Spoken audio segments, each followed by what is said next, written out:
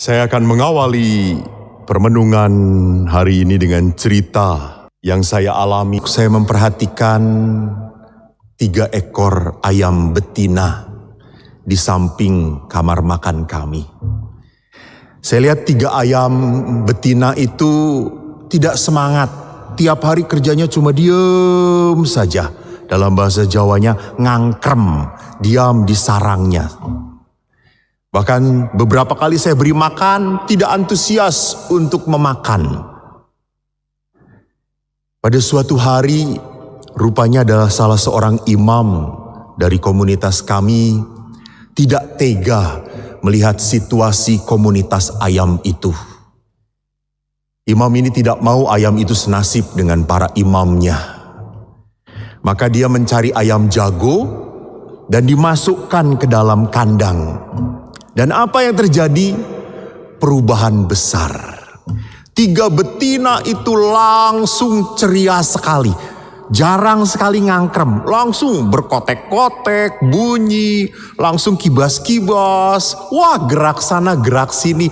Seperti berusaha untuk memukau, mencari perhatian dari si ayam jago. Saudaraku yang terkasih, apakah Roh Kudus itu seperti ayam jago itu? Yang membuat manusia semangat. Kok manusia? Yang membuat ayam betina tadi semangat. Rasanya kalau kita melihat dan merenungkan Roh Kudus tidak bekerja seperti ayam jago tadi. Di mana betinanya diam pada saat ada ayam jago menjadi ada kehidupan baru. Bukan seperti itu. Kekuatan dan semangat hidup, antusiasme bukan terjadi karena faktor eksternal, karena faktor luar dari diri kita. Maka itu bukan karya Roh Kudus. Roh Kudus itu bukan karena ada sesuatu hal yang menarik hati saya. Bukan karena situasi yang membuat saya senang. Bukan karena khotbah yang membuat saya semangat kembali. Bukan. Mungkin bisa terjadi itu adalah pemicu, trigger, pemicu. Tetapi Roh Kudus seperti yang dikatakan di dalam Injil, menghembusi, memberi nafas kehidupan.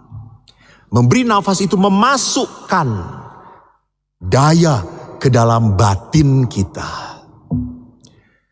Maka kalau Anda ingat, menghembuskan nafas itu seperti terjadi pada saat kisah penciptaan. Allah menciptakan manusia yang menghembusi tanah dan akhirnya hidup. Maka kalau orang mendapatkan karunia baru, karunia Roh Kudus, ia mendapatkan hidup yang baru. Maka karunia Roh Kudus itu membuat orang mempunyai kekuatan untuk berani meninggalkan kenyamanan. Meninggalkan kemapanan, meninggalkan sikap pasif, diam dan menunggu. Istilah sekarang, Roh Kudus itu membuat manusia menjadi manusia yang produktif. Bukan hanya diam saja. Maka Roh Kudus adalah daya yang menggerakkan orang dari kemapanan. Tentunya kalau kita mau bergerak keluar dari zona nyaman, kemapanan, orang itu harus siap menderita. Orang itu harus siap takut dihina. Orang itu harus siap tidak takut untuk tidak dianggap, tidak takut untuk tidak dihargai. Kenapa demikian? Mari kita lihat dalam karya-karya para rasul. Rasul Petrus waktu mau diangkat sebagai dewa, apa yang dia lakukan? Dia pergi, dia tinggalkan. Dia tidak terbuai oleh nama baik. Paulus pun demikian. Jadi karya-karya Roh Kudus seperti yang tertulis dalam bacaan kedua.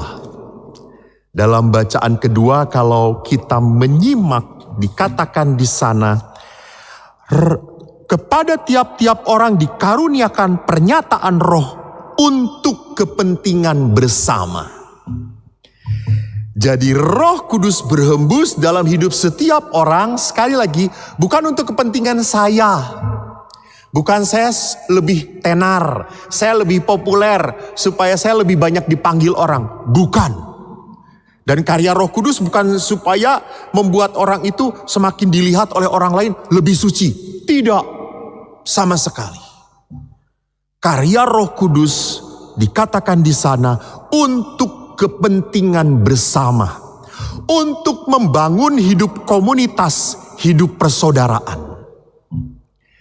Maka karya Roh Kudus selalu menuntun pada kebaikan. Ingat, yang baik itu belum tentu menyenangkan. Yang baik itu kadang-kadang membuat menderita. Betul. Jadi tidak otomatis yang baik itu selalu menyenangkan.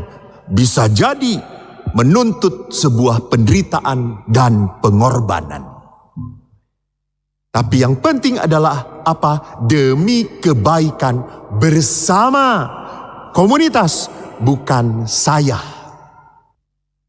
Maka Roh Kudus yang menuntun demi kebaikan bersama itu bisa dilihat lewat buah-buahnya. Dalam surat Rasul Paulus kepada jemaat di Galatia bab 5 ayat 22 dikatakan, buah-buah roh adalah apa? Kasih, sukacita, damai sejahtera, kesabaran, kebaikan, dan kesetiaan. Jadi buah ini sekali lagi bukan untuk ketenangan hidup saya, bukan untuk kebaikan hidup saya, tetapi buah-buah roh ini bagi kebaikan orang-orang di sekitar kita. Maka saudara-saudariku yang terkasih, semoga hari raya Roh Kudus ini menjadi hari raya yang menguatkan hati kita, menguatkan semangat hidup kita. Mungkin Anda sedang lelah, mungkin Anda sedang capek, mungkin Anda sedang kecewa. Mungkin Anda sedang berkata, Tuhan sudah cukup, saya sudah tidak kuat, saya sudah tidak tahan lagi. Betul, Anda tidak tahan. Tetapi kalau karya Roh bekerja di dalam hati Anda pasti bisa.